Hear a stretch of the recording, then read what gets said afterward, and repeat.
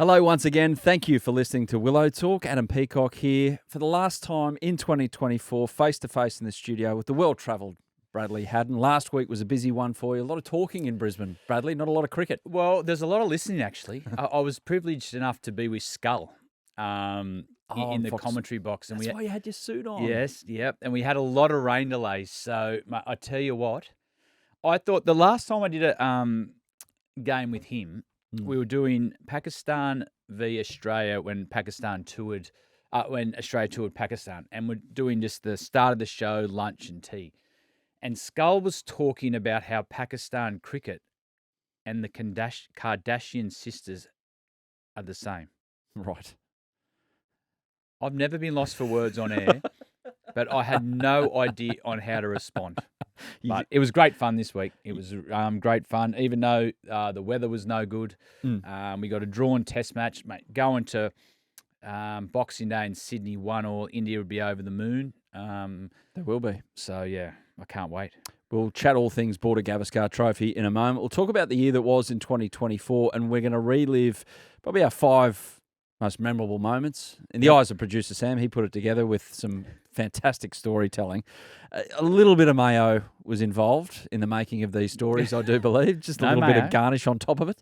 But we'll relive those later in the show. There's some beauties that we want to recount, including Mike Whitney, who talked about David Boone in the way that I don't reckon David Boone's been talked about for a very long time. So we'll get to that. Mate, is he not one of the best storytellers, Mike Whitney? Yes. Most passionate man you know. Yeah. There's only one state in this great country. Yeah. New South Wales and nothing else. Isn't it wonderful then that there's a Queenslander named Whitney playing Sheffield Shield cricket now?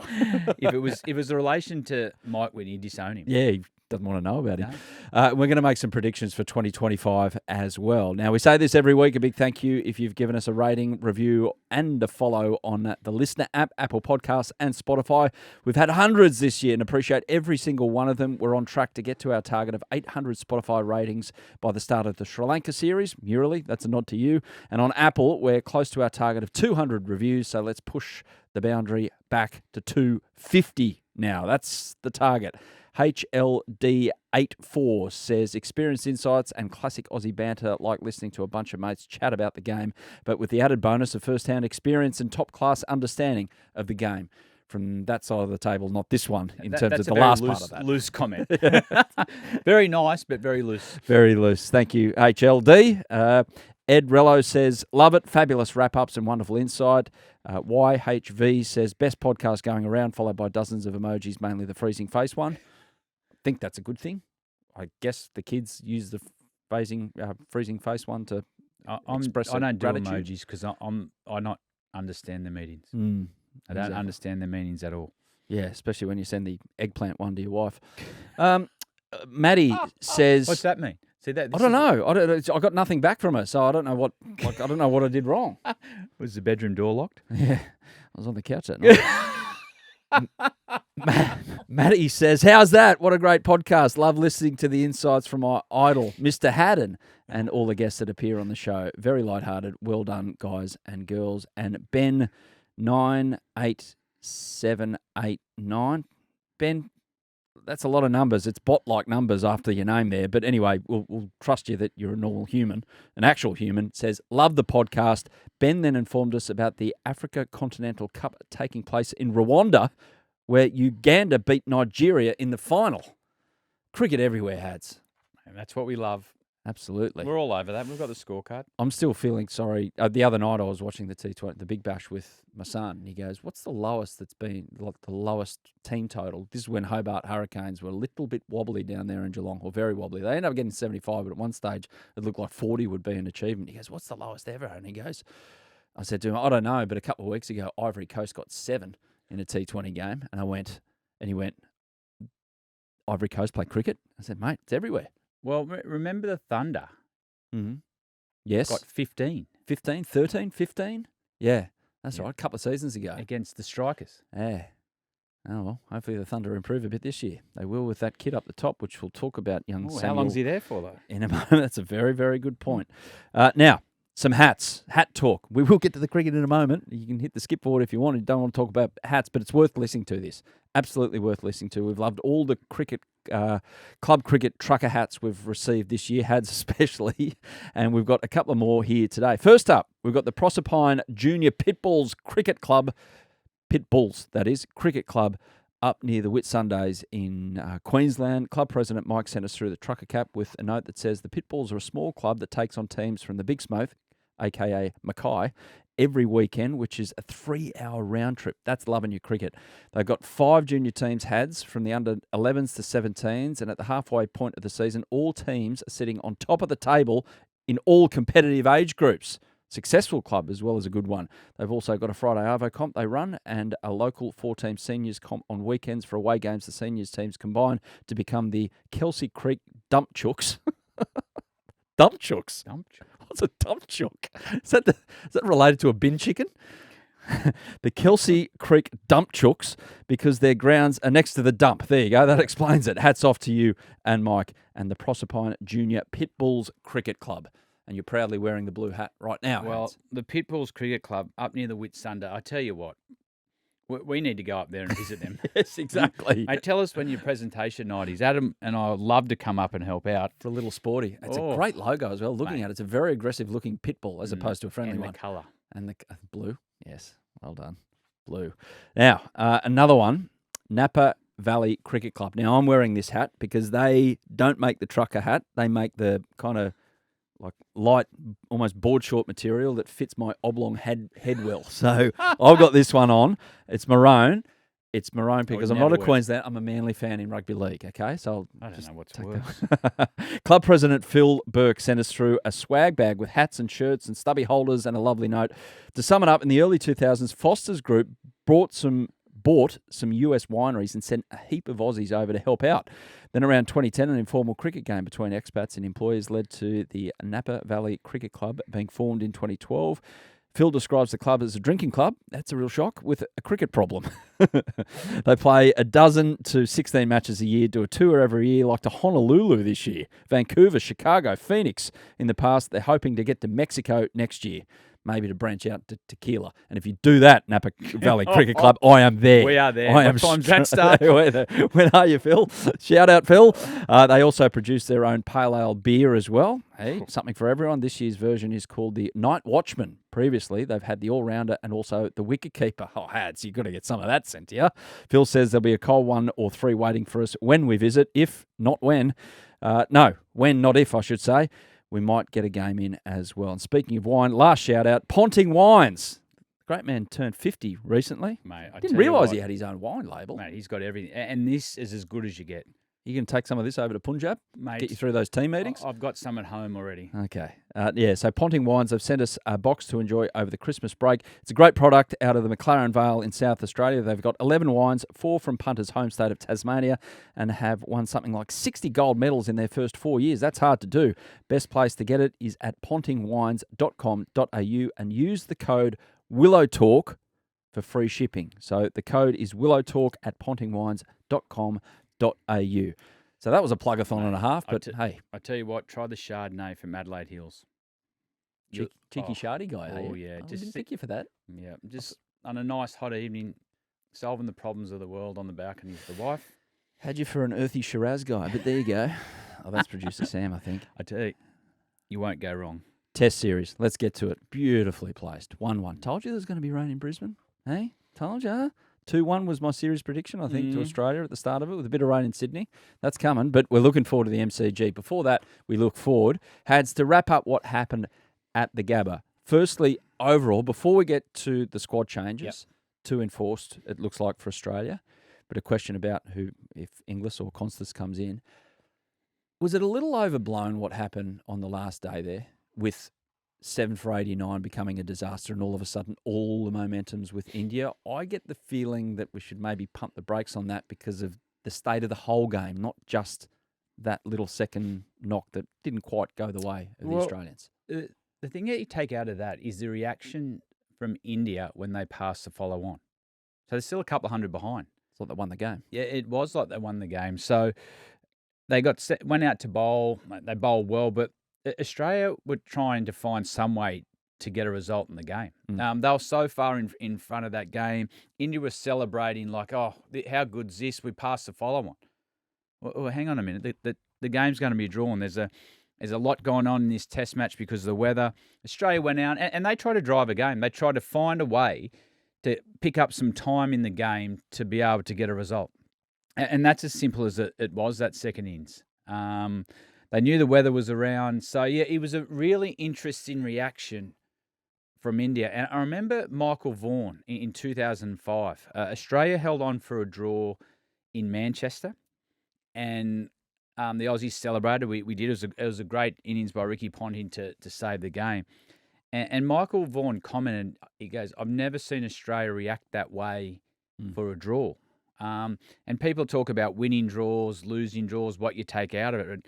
But what I can take out of it is India were happy to get through that game. Australia drove that test match.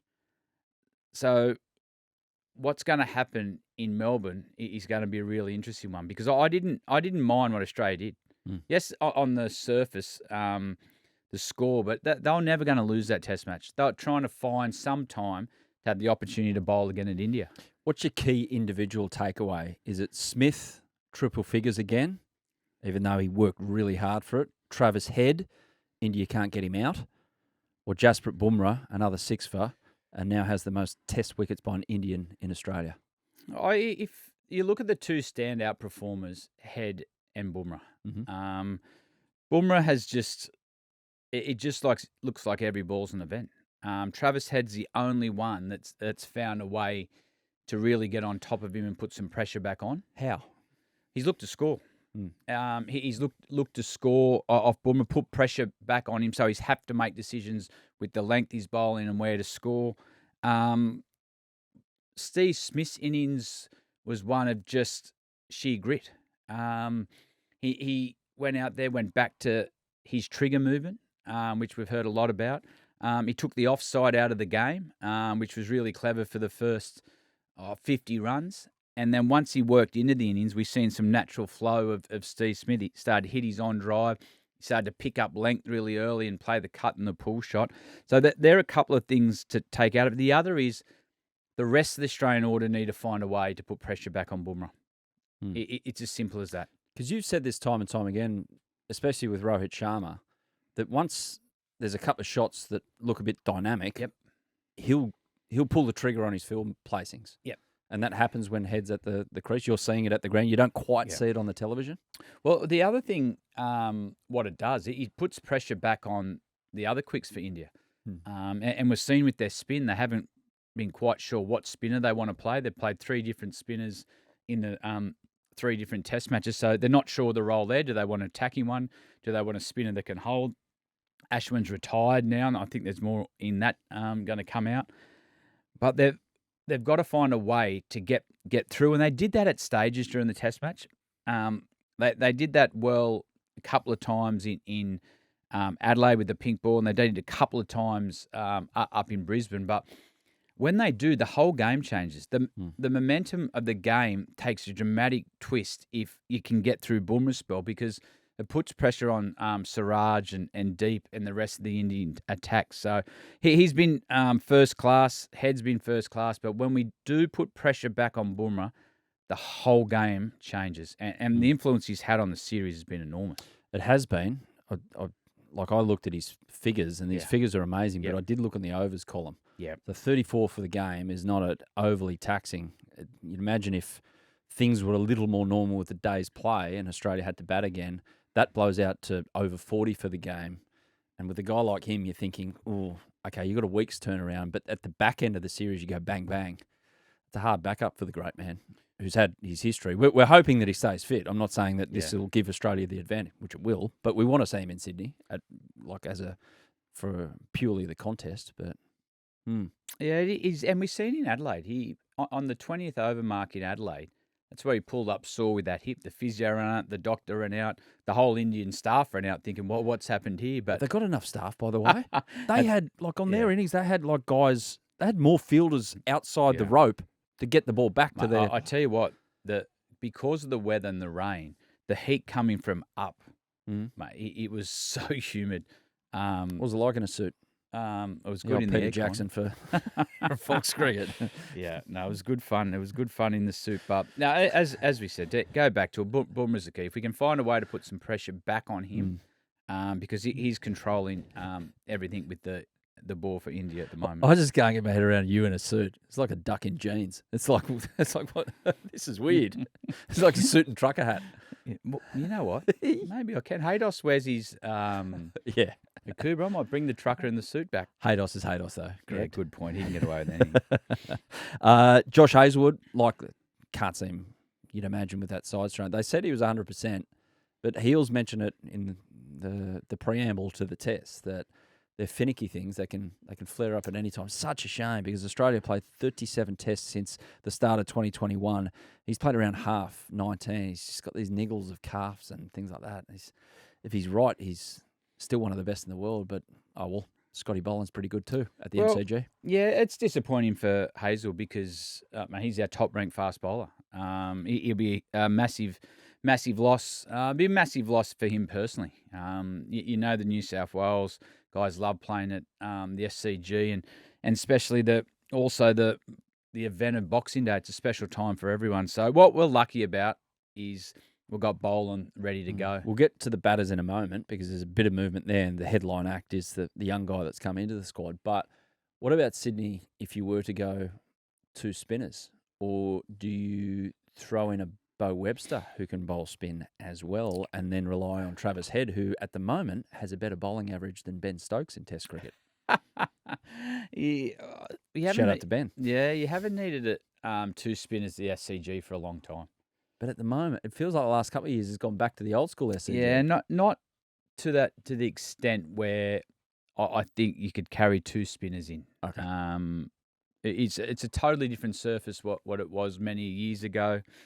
You could carry an extra one in the squad if you want someone like a Kuhneman to go the other way. But the SCG is not that wicket and hasn't been that wicket for a while. Well, we've got our predictions for 2025.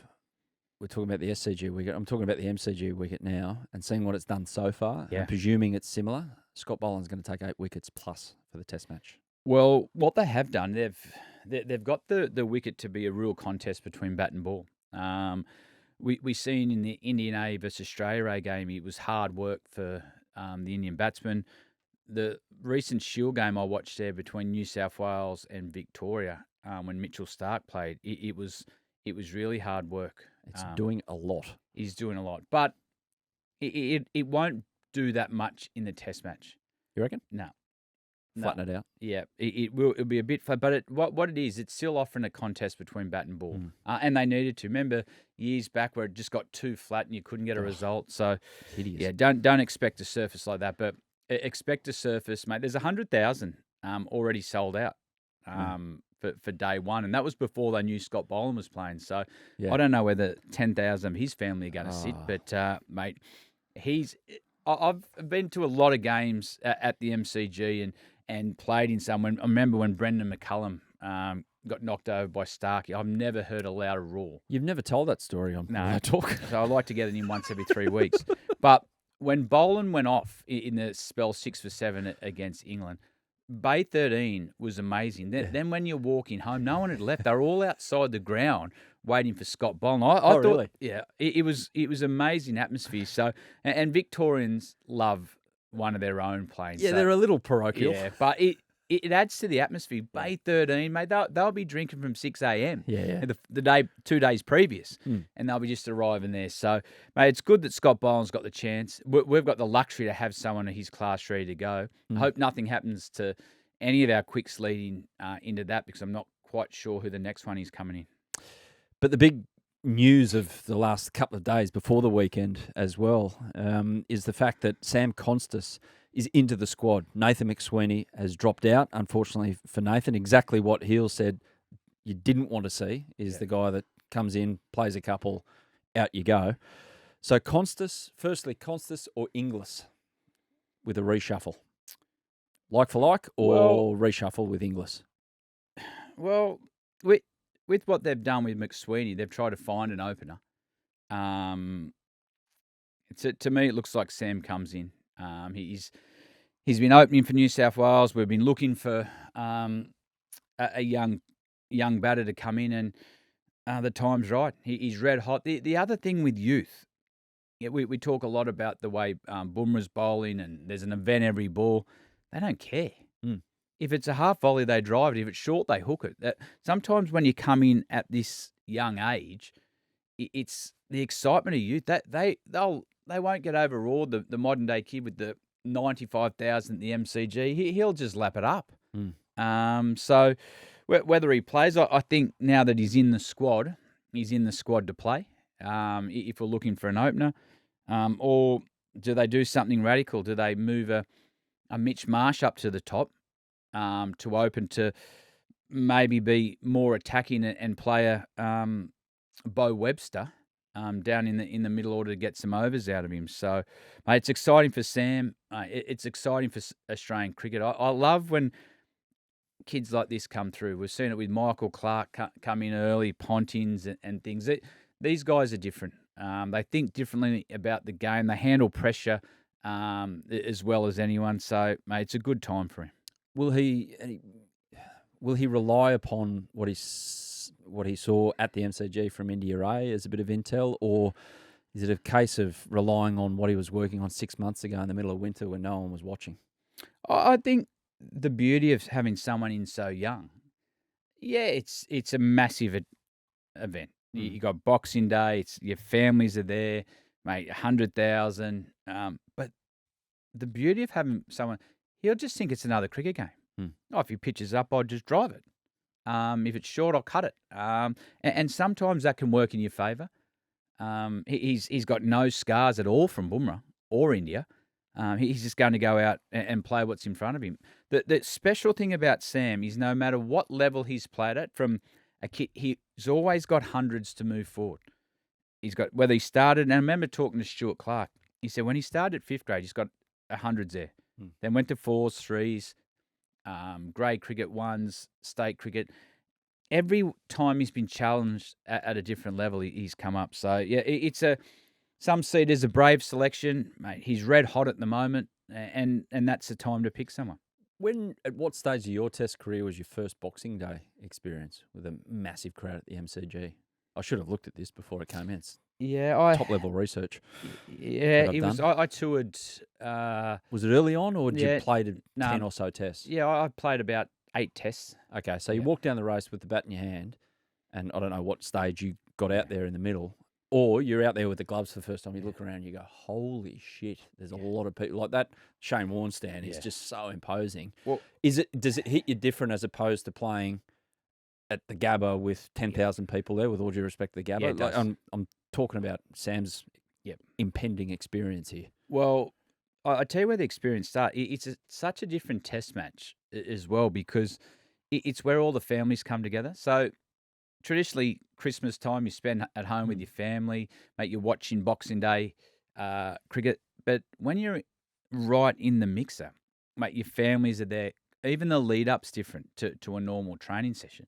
On Christmas Day, you get up, you go to training, all the kids are there. It's a real family atmosphere. So the build-up will be a lot different to any other game he's played. What about that crowd hitting him? The first time you see 100,000 people watching you play cricket. Well, that to me, he'll love. This is what he's dreamt of. Someone like Sam, who's been earmarked for a long time to be an Australian cricketer. These are the moments that they dream of. When you walk out, yes, you can get intimidated by what is around you, but he'll be excited. He will not wait to get out in the middle. And everyone, 95,000 people, when you walk out there, want to be you. Yeah, it's a bit different to my cricket experience in the under-13s, playing down at Kitchener Park with 3 people walking their dog, and I got nervous that they were watching, as opposed to Big Sammy with 100,000 watching him and willing him on.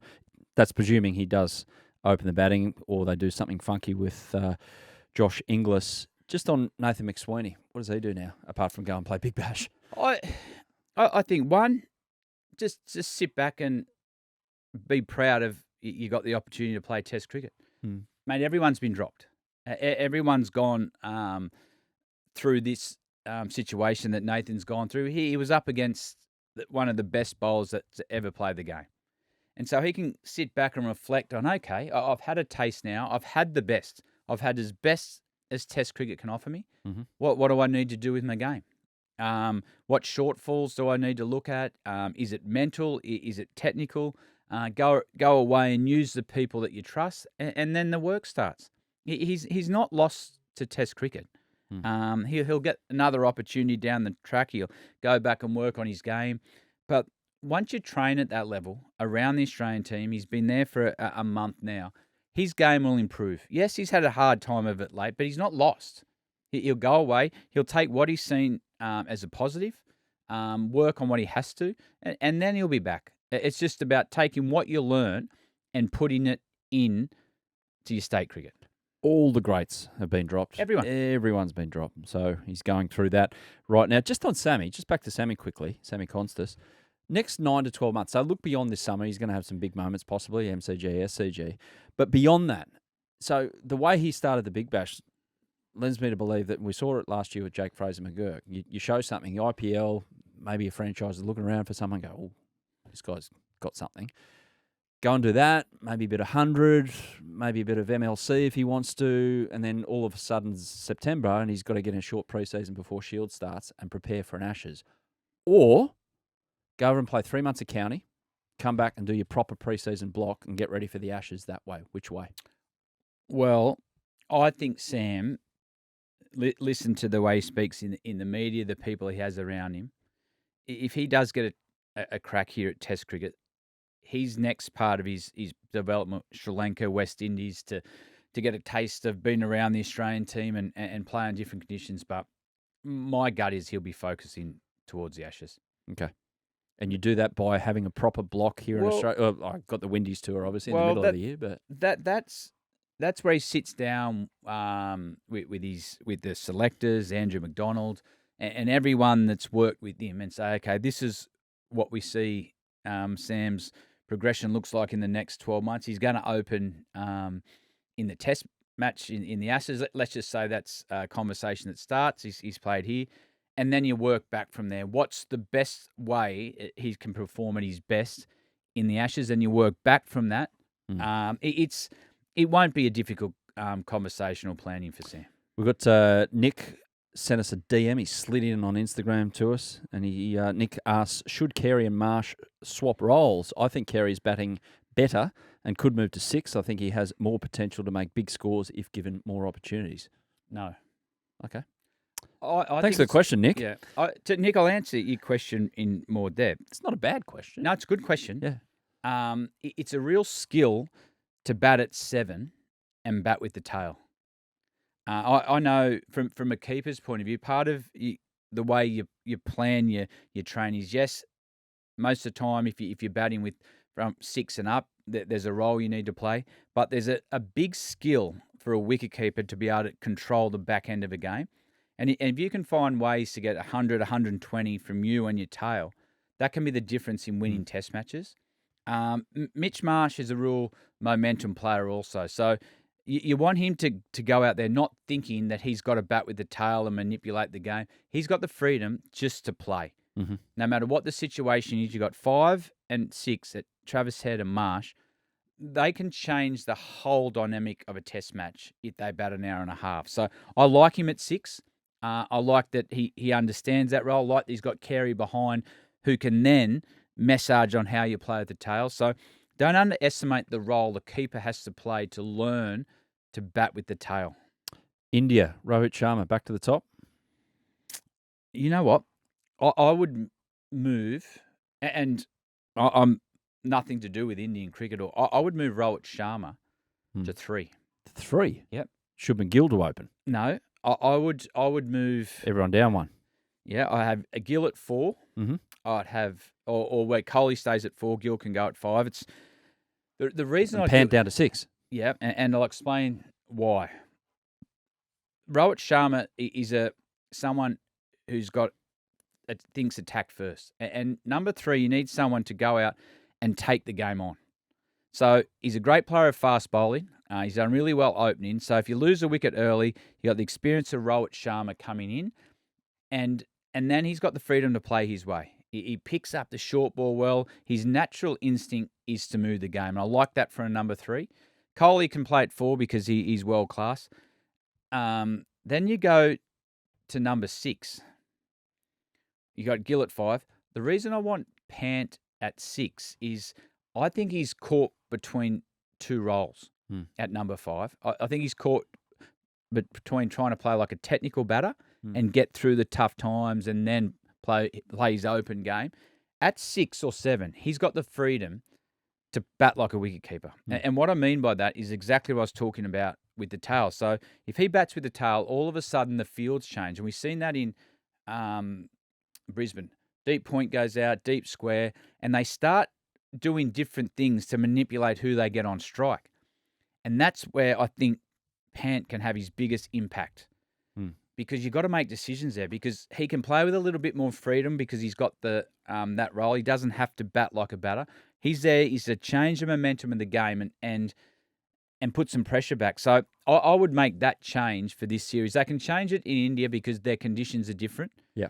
But with the way the bowling's been and the way the captaincy and everything changes when someone at number 7 plays his style, I think it will release him. And I think Gill, he'll be a number 3 in India. He's going to be a great player. But for this series, I want my captain at 3. Yeah. I mean, you've seen Rishabh Pant bat with the tail famously at the Gabba. I think it was Washington Sunday. They had that magnificent partner. I did learn that old Washington, he named his dog Gabba.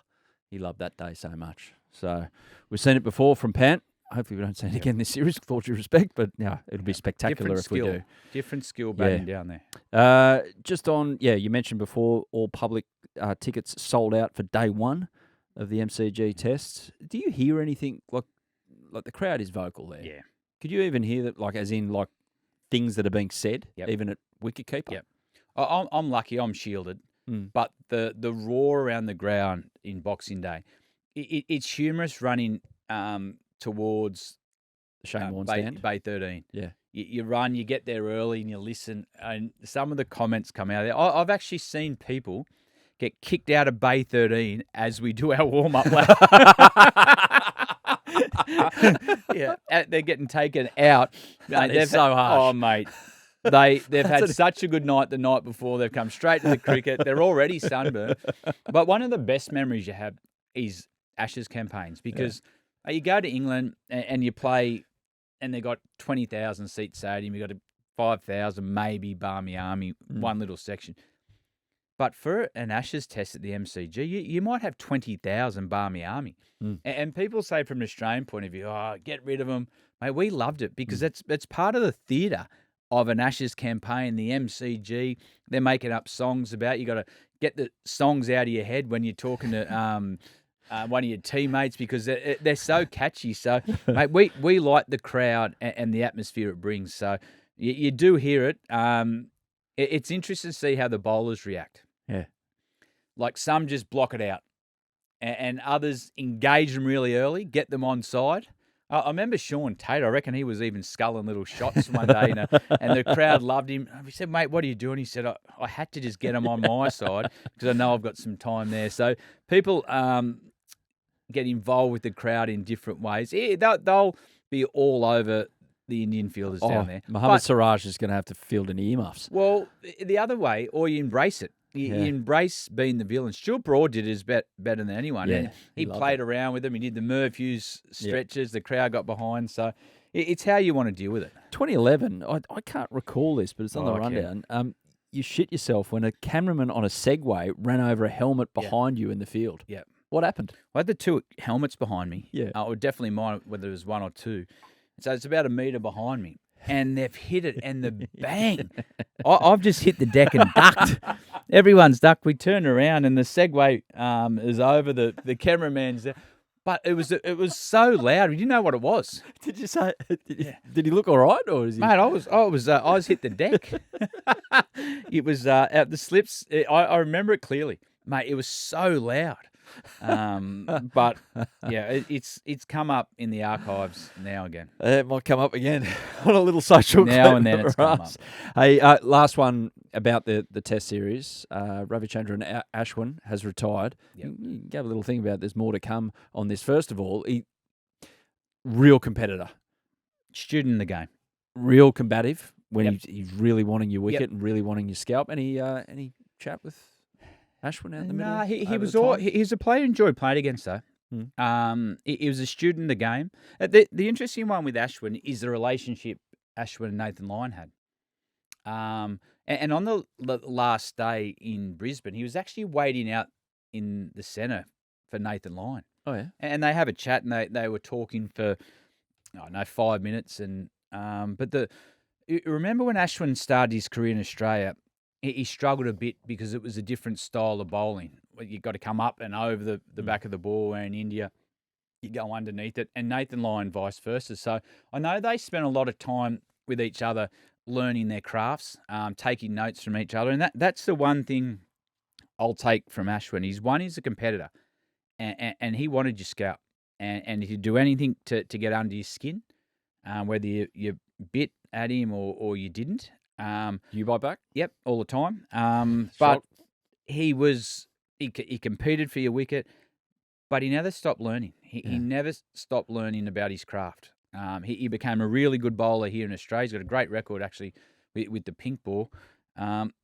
Interesting time to retire, though. Well, the mid-series retirement, you've always brought it up about that famous Ashes series where there was a couple. Yeah. Well, the reason it's interesting is, one, for the first 3 Test matches, they played 3 different spinners. They played Washington, they played Ashwin with the pink ball, and they played Jadeja, who was outstanding with the bat in Brisbane. So the 2 wickets that you'd think Ashwin would come back into calculation are Sydney and Melbourne. Mm. So for it to happen now, it doesn't make sense. I think there's more going to come out of it. His press conference was very short, and just said, "I'm retiring. I've told the skipper. That's it. I'll talk more about it later." But it's a strange time to retire. But he's going to retire as one of the greats of the modern day game. He's a student in the game. He was constantly challenging his craft to get better. He won't be lost to the game. No. Ashwin will be someone that'll be involved, whether coaching or on an analytics side, in team meetings, whether he's assistant coach or spinning coach, but he won't be lost to cricket. And congratulations, must say, from us here at Willow Talk. 100%. Be surprised if he's listening, but it'd be great if he was. Mate, he can come on. Maybe exactly. Sam can get him. Yeah, we'll get him. Easy. He's got plenty of time on his hands. Yeah. Just before we get to a drinks break, One Day Cup. We've got a name for it. It's going to be known the Australian Domestic One Day Trophy, the Dean Jones Trophy. Look, it was Dean Jones, Michael Bevan, Andrew Simons. There was no wrong answer in all of this. So more than 10,000 fans voted, and 3 names of the 3 names that stood out, Dean Jones got across the line. So it's the Dean Jones Trophy. Then the Australian Cricket Hall of Fame Committee landed on Jones for the trophy, ratified it, with the player of the final to be awarded the Michael Bevan Medal. As I said much earlier, You did. I would like to see now that we've sorted all that out, the Andrew Simons Medal for the player of the tournament. There's no Let's do wrong it. answer. There's no wrong answer. Dean Jones is a great fit. He was before his time in one-day cricket. Mate, how athletic he was in the field. Who will ever forget when he told the great Curtly Ambrose to take his sweatbands off? But he was a pioneer on the way one-day cricket's played now. He had not a negative bone in his body. He's athletic in the field. And remember him charging down the wicket to fast bowlers, running hard between wickets with that Kookaburra super legend. Yes. Yeah. He did, didn't he? Yeah. That was my first Kookaburra bat. Was it? Yeah. Tried to play like Dean Jones, didn't work. But, mate, Michael Bevan, player of the final. Mate, every final we were in, we just have to find a way to get to 100. Bevo was going to get the 150. So I can understand why he's definitely going to get the player of the final. He was great as well. He was different. He was a finisher. He was someone that was cool under pressure. And as you said, Simo will be there somewhere. Player of the tournament. Yep. Make it happen, Cricket Australia. Off to a quick drinks break. Back in a moment.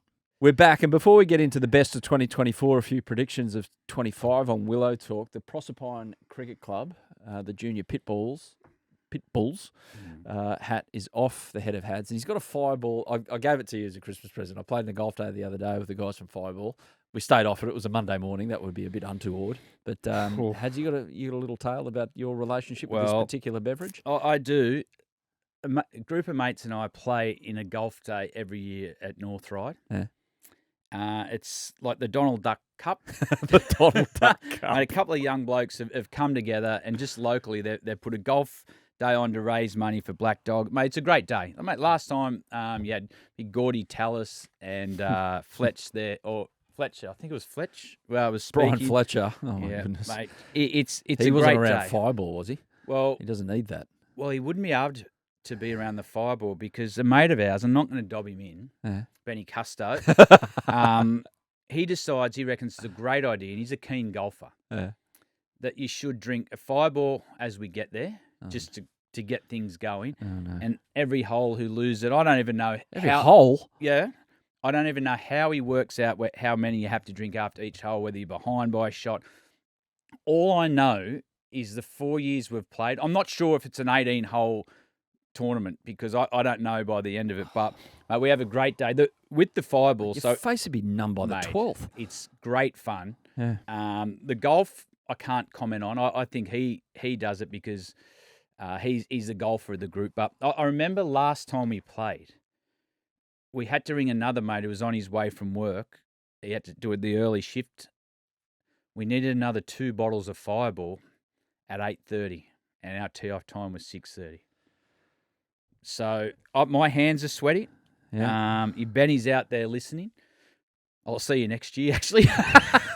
And for the rest of you listening, drink responsibly, please. I think you'd do well in this. Yeah. You're in. You can come in our group next year, thanks. and you can sit on the cart with Benny. Okay. Brilliant. Great Can't wait. day. Yeah. I'll block out the think next it's 2 18 days holes. as well. I think. Now to our best of 2024. We'll go through some events of each month quickly and then maybe pick out the event of the month. January, David Warner retires at the SCG. That was a long lead up to his retirement. Then he put out the cheeky one later in the year. He said, by the way, I'm available if you need me. Is he still available? Yeah, he's probably still available. Shamar Joseph's dramatic spell at the Gabba. Mitch Marsh, Ash Gardner win major awards at the Australian Cricket Awards. Well done to Ash and Mitch. But for me, it was that at the Gabba was Test cricket at its best. Even though Australia got rolled, upsets like that, West Indies doing well at Test cricket, kind of made you feel a little bit good inside. Good? Yeah. We lost. I know we lost. You've been on Fireball. But it's good for cricket. Shamar Joseph was that day with his bad bung ankle or whatever it was. Didn't do much for the rest of the year though, Shamar, did he? No, he Kind got of tailed off a bit. Yeah, he got an offer at Lucknow in the IPL. I think he played 1 game. They got a new coach actually now. Wendy's? Semi. Yes. He's taken over. I like that appointment. Mm. He'll definitely bring some pride to that West Indies cap. February, Australia won the Under-19 Men's Cricket World Cup. It was in South Africa, I think it was. That was a great victory. Australia women beat South Africa in the WACA Test. Certain co-host of this Heels. got close to a century, but Heels will leave that out. India beat Bazball 4-1 on home soil. So, yeah, interesting. Just on England Lions, by the way. I know we're going over 2024. Yeah. This reminds me because I think they're sending Shoaib Bashir out as part of the squad to Australia. Yeah. And a few of the young quicks that we will see here in the Ashes. And a young Rocky Flintoff. Yep. Son of. Coming out on this tour. It's in January, I think it is. Let's hope Australia, he doesn't have as much influence over the Aussies as Sir Fred. Sir Frederick. So that was February. March, Australia beat New Zealand 2-0. Cam Green, 174. Alex Carey, 98, not out when Pat didn't look at the scoreboard. And WA win a 3rd straight Shield title over Tasmania in the final there at the WACA. Can't go past Cam Green's great knock there as the highlight of March. I tell you what, we're missing him now. Mate, Big style. Where would he bat in this top 6? It would have been an interesting choice if they were all fit. Was there talk that Smith up the top? Was he going to open? Was Marsh going to open? But mate, we've missed his his presence with the ball as well in this series with those grunt overs. But he'll be back bigger and stronger. In May, Kagiso Rabada and a little cameo from Virat Kohli appeared on Willow All the Talk. big names. I will never forget the look on producer Sam's face as I'm here in the studio looking at that screen, and then this guy with a hat and glasses, very recognisable face, just put his head in the studio and goes, "Hello, boys, how are you? What are you doing there?" I look over to Sam and he's almost fainted. He's going, "Well, this is going to go good on socials," and it did. No wonder he got a job, Bryce. Yes, deserved as well. Mitch Starc led KKR to the IPL Championship as well. Not forgetting Mitch was copping a bit of grief early in his highly paid role there at KKR. That, though, has to be the highlight. Well, Starkey. Starkey and Paddy were both the highest paid players, and they played in the final. And Travis Head batted Yeah. in the IPL and didn't field once and just stood there and just hit the cover off the ball. Yeah, So how good. luck to him. Yeah, that was May. June, Australia bounced from the T20 World Cup. India was kind of decided whether they were going to play all their matches. Yeah. Did well to win it. So a little bit of it was a pretty good tournament. A few things to improve in the US, obviously, with their pitches and things, but a bit of hope that they can grab a bit of a foothold there. Well, it was a good first go, and was seen with the 2020 tournament. Now in the States, it's got an appetite for more cricket, and we want to encourage. We want to encourage the game to go to different parts of the world, and I know the players like the tour. July, Jimmy Anderson's last Test match, one of the greats of Test cricket. He was told that his services were no longer really required by the English Test team with a meeting that he walked into in Manchester before he went to Old Trafford to watch his beloved Manchester United by Rob Key, Ben Stokes and Brendon McCullum. But he got his farewell test, which was nice to see. Oh, he's one of the greats, isn't he? I expect to see Jimmy pop up somewhere in a 2020 league soon. I wouldn't be surprised if he's at the PSL. Good if he came down here and played Big Bash. That'd be good for the tournament. Hey, he'd swing. It'd be hard work at somewhere where the ball swings early. Bowl him 3 overs up front. September, Cam Green. It's not really a highlight, but it was the headline act. Cam Green took himself out of the summer with a little back tweak, or more than a little back tweak, really bad back injury on the UK White Ball Tour, which wasn't just a white ball tour in terms of cricket, it was a white ball tour in terms of golf as well, I'm led to believe. But the boys enjoyed themselves over there in Scotland and England. Trav Head did pretty well on that tour as well, from memory, especially with the ball. Mate, whatever. What a year he's had. He's got to be the AB medal, doesn't he? Yep. It'll be him or Paddy. Paddy's had a good year with the ball, but, mate, Travis Head's been the dominant player in all white ball and Test cricket. So extraordinary result in the Women's T20 World Cup. Australia were just barreling along through the tournament, got to the semi, got rolled, and then New Zealand went on to win it. Anything to say about that, Hads? I didn't even know that happened. Didn't think so? No. By the time you listen to this, hopefully we've got a game on over there in New Zealand the one day. October, November, I don't even know what happened. I don't even know if it's at November, New Zealand's... This is the complete outlier of the year, that Mitch Santner became freaking murally and ripped through India, and New Zealand sweep India 3-0 at home. Incredible result. Well, he's actually captain now, the white ball. Yeah. So, yeah, I don't know where I was in October, November. I must have been on leave. I missed a lot of that. So who are your favourite guests? We had a whole heap of guests in 2024, even with the planes flying over his house, Haydos. Haydos, mate, I love his company. I love his stories. Yeah. Mate, he was on Triple M this week at the Gabba test, and no one owns the Gabba test like Haydos. The other one's Rabada. Mate, I worked hard to get over there. Thank you for that. In the IPL to get Virat on there, so I delivered on that one. Yeah. The other one, it's combined. I enjoy listening to the stories of Mark Taylor and Mike Whitney. We've got one coming, by the way. We've got one coming from Tub. Yeah. We've got two coming from Tub later on, but yeah. He's been the star of the commentary box for Triple M. Yeah. Mate, and he can laugh at himself, mate. He has some great stories about the game, mate. Obviously, he's a legend of the game, mate. He's Australian of the Year, he's Father of the Year. He's been everything. Mate, I think he even won Father of the Year when he was on tour for 300 days. So, mate, mate, I enjoyed him. Whit, mate, I love his passion. Yeah. You just sit there and listen to Whit and you nod. and you just don't say a word. Or as the West Indians used to call him, Wittars. No, I enjoyed that. But the other one was quite funny. Was Hodgie. You're listing them all here. Yeah. I got 3. Well, I haven't Hodgie finished. was good. Mate, I haven't finished yet. Mate, I like how Hodgie, the cheekiness of him, put Maxi at number 2 and put him on his front cover. I think that's just genius marketing. Then all anyone did about when they were promoting the book was saying, oh, Maxi's filthy. Hodgie's going, yeah, do you want to buy my book? You can see it. So I enjoyed Hodgie. Smart man. My 3 are Brett Lee. Yeah, for all those stories, and we'll hear it in a sec. The one he tells about Ricky Ponting putting him in as a night watchie. Brendon Julian along with Shane Lee to recount the '99 World Cup, and Brendon Julian standalone, which we had a situation with Shane Lee who all of a sudden couldn't make it to the recording of the '99. So we sat there and looked at BJ and said, "Do you want to? You're here anyway. You want to talk about your Test career?" And he goes, "What effing Test career? What, my 7 Tests?" And we sat here for an hour. And he said it at the top. He goes, oh, well, I was the accidental Test cricketer. So we went through his 7 Tests, and they were all like tied to big events in Australian cricket, like Warney's Ball of the Century, Ricky Ponting's first Test when he got out for 96 when it hit his thigh pad, all of that. And God, he's a good man, BJ. So. Did he tell you about the story in the West Indies where he's playing the one-day game where he started a riot? I don't think he told this. Didn't tell that. He started a riot. There was one of the West Indies batters dropped to their feet. He sort of went to pick it up, bumped into him, run out at the other end, and next thing you know, Steve Waugh had to take the team off. They were being pelted with bottles and everything.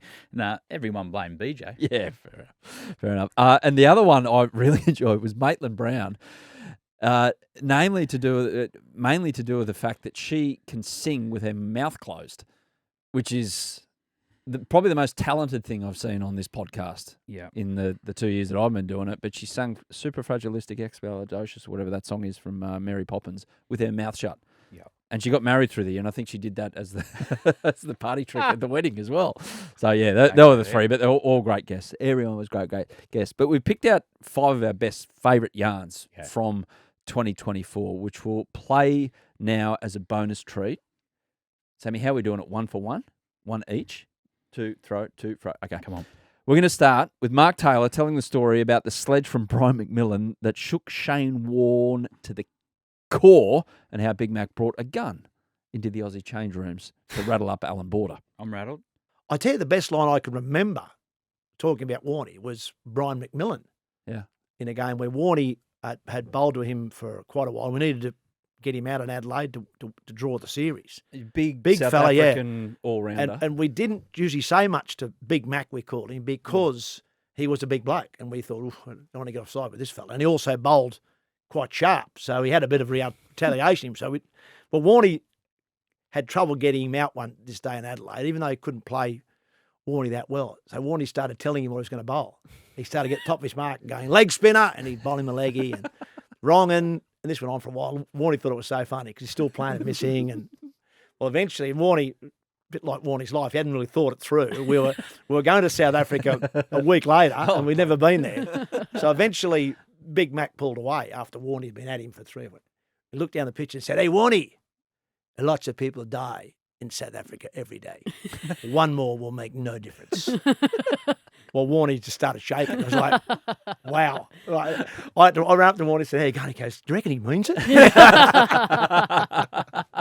then we ended up having a beer with Big Mac because to finish the story off, he was having a go with AB at AB, bowling at Cape Town. AB came in, end of the day, 60-odd not out, threw the bat down, and we're all saying, you've showed him, Skip, that Big Mac. He's got no idea, blah, blah, blah. Usual stuff you go on with. And we said, well, what was going on out there? And he said, well, just the usual stuff, said I was this, that, and the other. And then AB said, but he lost me when he said he was going to shoot me. He said, what a stupid thing to say. Like, well, with that, the doors to our change rooms open up. And there's Brian McMillan in the doorway with a gun. And it is a real gun. It's not a toy gun. And he goes, where's Border? Well, I was vice captain. I said, he's there. The guy with the beard. I said, over there. So he walks in and we think, oh my God, he's got his whites on. Still got the shoes on. He's got this handgun. Yeah. Well, he sat down next to AB. He had a Castle Lager, which was the local beer, and he gave one to AB, one for himself, and he said, "Oh, that was good today, Alan. I really enjoyed that. Good, hard Test cricket." And so we then worked out that Brian McMillan's not a bad fella. We didn't really know what he was like, you know. And then we said, "Where'd you get the gun from?" And he said, "I just asked the guy on your door if I could borrow his gun from him, and he handed it over." You imagine that. Big Mac, though, he's like all bluster. He was a friendly guy in the end. Mate, but his hands were the size of wicket-keeping gloves. Mate, listen to that story. You'll get a good laugh at that. Yes, yeah. I would have loved to have taken a picture next to Brian McMillan looking into the Australian dressing room when he's standing there like he's opened up the doors to a saloon with the gun in his hand, just ready to rip. Even AB, it rattled him. And, nothing rattles AB. Yeah, but they became good. It seemed like the Australians and the South Africans have always very similar. kind of got on like that. So, yeah. Here we go. Story 2. Brett Lee on how Ricky Ponting sprayed him after Binger got out as a night watchman. The thing that I remember about Andrew Flintoff, because he bowled quick. Yeah, he did. He Against bowled us, he wide of did. the crease, and he'd bowl that awkward sort of length where he jags it away. He smelled of Red Bull. All you could smell was Red Bull, just like charging in. And Ricky Ponting got me to pad up at Boxing Day Test. Bowled all day, day and a half. He goes, "Binger, put your pads on." I'm like, "No worries, mate." So I'm bloody sweating. I'm covered in mud from bowling for a day and a half, and I have to go out and do their job. So I put the pads on, and I got Andrew Flintoff, and we lose a wicket. Punter goes, "You're up." So I walk down, balmy ummy going nuts. I look up, and here's Andrew Flintoff, and I could smell him from 40 metres away. Red Bull again. Yeah. He comes in and gives it the glove me. I'm out first ball, and I'm walking off, and I'm out for a golden duck. And I look up, and there's Punter. And I sort of walk past him. I got my head down. He says, "Fucking thanks." So he got through the night, and he had a bit of a laugh. And I said, "Oh, mate, thanks for the spray on the way back." You know. You were in that test? No. You weren't playing that test? No, I don't. I wasn't in that, but Yeah. So, No. does that sound like the way Binger relayed that story? Does that sound exactly like Ricky Ponting? listen to it and you get a good understanding. You were laughing, you were laughing Mate, very hard, I was just knowing laughing what that seems I was like. laughing at Binger being a night watchman. He has not one defensive bone in his body. He would be thinking, I can get them and be 30 not out before stump. We'll have more Binger in a second, but here's Mike Whitney on David Boone chain smoking free cigarettes. Well, I said earlier, Tub, remember we weren't allowed to leave the dressing room till the Eskies were empty. Oh, I know. And then playing for Australia, the Benson Hedges bloke would come in and drop 50 cartons on the table. I felt deprived. I wasn't smoking. I never liked smoking. And this guy would come in with a big brown bag, Benson Hedges, and just start throwing these 10-packs in. And you know? Boony would sort of catch about 5. That's one for me old man and Uncle Cedric. And he'd be smoking. I always sat in the dressing room next to Boony, and I love telling these stories. He came off at the SCG one day, and I was 12th man. It might have been Shane's first test, actually, at the SCG, Warney's first test. And I was 12th man. And he's walked in, he's pulled the gloves off and the helmet. Then he's lit the first one, Boony, and he's gone, like it's gone down halfway with the first drag. He's the #1 batsman ranked in the world at this stage. So then he puts that in the ashtray next to me, and he pulls the pads off, and then he has another really big suck, and then lights the second one off that one. There's already 10 in the ashtray. I think about it now, Tub. It's just bizarre to think Imagine the about S&C it. coach. Man, it's just Now. bizarre to think about it that half the team smoked in the dressing room. Well, the other See, there's Witters at his very best, telling a story, along with Mark great. Taylor, it must be said there, who dropped in for the episode with Mike Whitney. But Boony, before he started to rehydrate after a marathon innings, he just went straight for the sponsor's product. Well, that was the modern day, wasn't it? You get 100 the first thing before an ice bath or a cool down was a smoke. What's waiting for the players in the dressing room now? Probably bananas and friggin' Mate. sports gels. I don't know, sports drinks, sandwiches, Yeah. masseuse. What was in the esky when you opened it up in your day at the end of a test? Coronas? Wasn't Powerade. Coronas. See, I'm not a like any drink you need to put fruit into to make it better. I'm not so sure Well, about. you're that dehydrated. You're just trying to get fluids in as quick. You're not even worried about the lemon. Here's our fourth story. Peter Siddle on foolishly bouncing Brett Lee in a Shield final. Yep, that won us the Shield. Thanks, Sids. Remember that He Shield was. final? One of your first. Well, Bingham and I were talking about that at the recent Masters over in England, and because our story before that was I'm only young, I only played a few games, and before the Shield final against these guys up here in Sydney, the plan was when Bingham comes out the bat, we got to try and hurt him. And we're like, oh, why not? We're all crazy. I was a crazy youngster, and we had Mickey Lewis and Shane Harwood, so we're like, no worries, that's a plan. So the worst thing, we bowled first, they batted first. So it's like, no worries, we get a few wickets. I'm bowling, Bingham comes out. And they're like, let's go. I'm like, no worries, Oh, this would be great. This is a great idea. Young bloke, I can show him. So running in, we're trying to hit him, we're peppering him, and not much really happened. And he had all the gear on, so it's hard to hurt him anyway. Yeah. Hard to get a moving target. And then next minute, so we come out. I think we went okay with the bat, lost a few wickets, and I came out at 8, I think. And straight away, warm up, Binger, let's go, Binger. And then you're looking down there, you got Safi at mid-on, I think Brax at mid-off, mid-on and mid-off, and they're just chirping him. Just can't Binger, these blokes get him. And then you got Hads behind the stumps, getting into us and pup in slip. No way. Like everyone, they're all going, they're trying to hurt you. And I'm like, this is... But all I was thinking, I'm like, mate, I've watched this bloke play Test cricket. First ball, in swing and Yorker. Always going to be the case. So I'm set up now. I'm like, it's going to be his first ball. He's greedy. He wants the wicket. It was a full toss, in swinging, hit my thigh pad before I even moved. And I'm like, oh my God, this is an absolute joke. So didn't get off the mark. And then next ball, just bouncer. And then I think, boom, hits my glove, straight through the Hads. Gone. It was the fastest thing I've ever seen, Mate. And I'm like, this is scary. I'm like, I'm out of here. I pack up. I'm gone. And then next minute, I think the next couple of batters, whoever they were, maybe McGain, Harwood would have come in, and Mickey probably.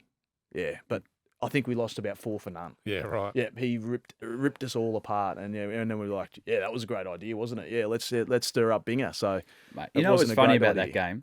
Bingham bowled a $120 to the tail, the top order. He's just swinging beautiful little outswing. It's probably what he bowled in the Veterans League. And soon as it got to the tail, he said, "Give me the ball," and we're sort of going, oh, "Really?" He said, "No, give me." And we went, "Oh, hang on." Marked his run up, did his double leg jump. We thought, "Oh, this is different here." He went after you, but remember Bryce McGain walked in and he thought it was Shane Harwood. So he beelined for him and Bryce McGain took his helmet off. He goes, no, it's not Harwood. It's not Harwood. And Bingham goes, I don't care. And he walked past, he said, I haven't said anything. I'm not involved in any of this. He's like, I'm just leg spinner, mate. I didn't bowl any bounces Poor to you. bastard. Why would he do that? Brett was bowling the $120 to Sid's foolishly said, let's knock his head off and go after him. So 120 to 145. Bryce McGain's never forgotten it. I do feel like listening to that again. Poor old Bryce, really nice guy, leg spinner, couldn't knock the moss off a rock. Yeah, and all of a sudden he's in the middle of that because he thinks he's Shane Harwood. Team sport, ridiculous. And finally, here's Brendan Julian on how he found out that he was going to become a Test cricketer for Australia. So the night before, we hadn't picked our 11. I was in the 12, and it was either going to pick a bowler or another spinner, Tim May. It was out of me and Tim May, Maisie and I. But they definitely wanted to go Tim May. Maisie had a really good summer the year before. So we get to the game morning of the Test, overcast, a little bit of rain. Bobby Simpson, AB, Tubby, talking for the whole, lead-up, warm-up, that sort of stuff. We get to the warm-up. AB congratulates, Slat's playing his first Test. Everyone does the big clap. He had his family there, all the big talk and all that sort of stuff.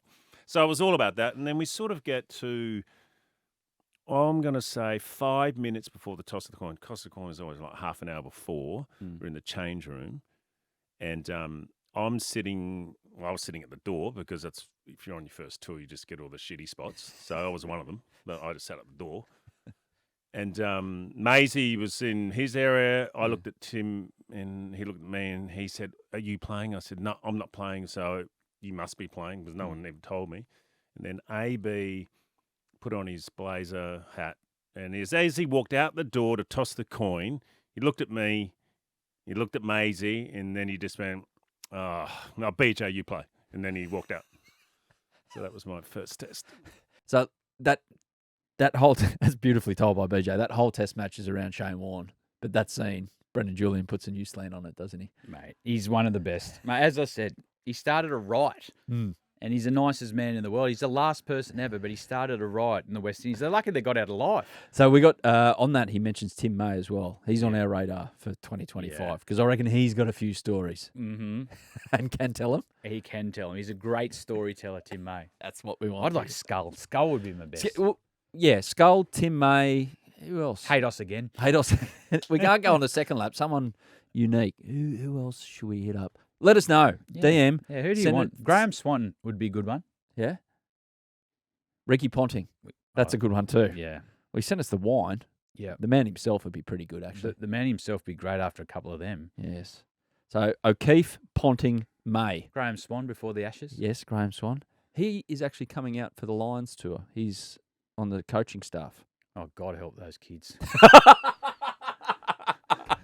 They'll have a great education in the game. Predictions for 2025. The following will happen in 2025. Okay, Hads? I'll come up with the predictions. You can shoot them down or go another way with them. Yep. Does that sound good? Yep. Okay. Punjab will make the finals in the IPL in 2025. Lay down Mazair. Lay down Mazair. Punjab Kings, they're going to break a drought of 10 years. They'll be in the finals. You've recruited well. Got any left?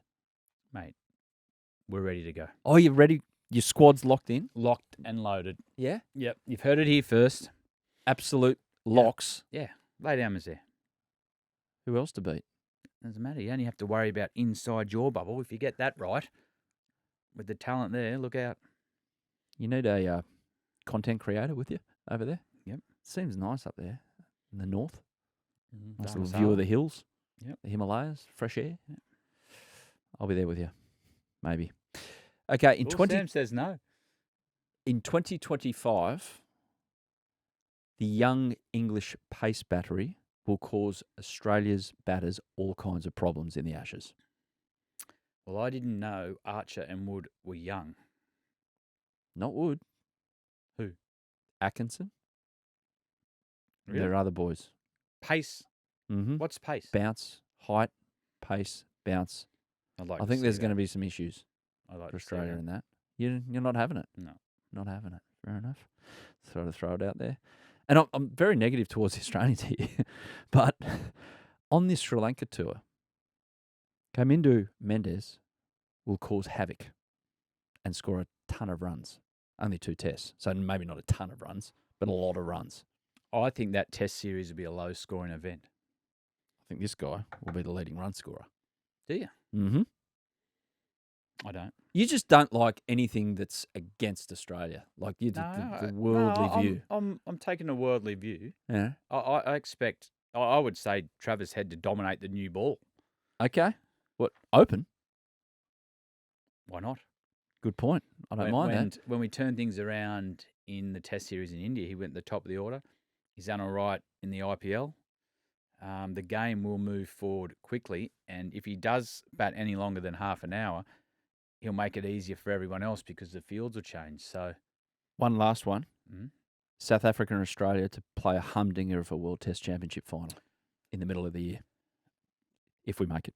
I think if that's the World Test Championship, it'd be a one-sided affair. Okay. Australia will dominate that. And Australia to win the Women's Ashes. I've got 5 here. Yeah. Yeah. Australia win the Women's Ashes in a great occasion at the MCG at the end of January. Hads, you got one more, though. You got the feeling that some big name is going to give it away. There's going to be a major retirement. Who from? Before the Ashes. Australia or England? One of the teams. Oh, that's a bit general. It's 22 players, mate. Well, there we go. Knock it down to 11. Which side? Australia or England, there'll be a major retirement in 2025. Ben Stokes? Let's wait and see. Won't be Stokes. He won't be allowed to retire. Do you know Brendan McCullum has named one of his horses after Ben Stokes, called Stokes? Really? I don't think he's going to let him retire. I hope he's got better hamstrings than Stokes does at the moment. At the moment. He'll be right.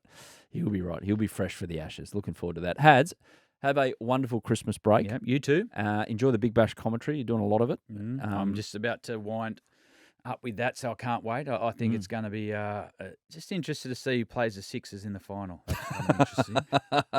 I was there the other night when Ben Dorshus hit one to Randwick. Wait, how about that? Whoa. He was batting at 10. Yeah. Mate, the depth we've got is amazing. But He's watch like out deep the, for India. Yeah, watch out for the 11. Renegades. I don't mind Yeah. what Cameron White's put together there. Thunder were good. I think David Warner's leadership was very good actually on the field. And young Tanby's saying he'll benefit the most with his captaincy, even the aggressive mood the other night to put a slip in when the new batter took a catch there. So, mate, this big bash is going to be exciting. Can't wait for more Willow Talk here from the studio or wherever we might be throughout 2025. Don't forget the post-day play Willow Talk Extras with Izzy and the crew from the MCG and also the SCG. We'll be back with a stack more in 2025. Thank you very much, everyone, for listening. Hads, take it easy. Keep it real. Thank you. Yeah, thanks for watching the Willow Talk podcast on YouTube. Don't forget to hit the subscribe button so you don't have to miss an episode wherever you are. And while you're at it, check out these videos up here. They're mostly good.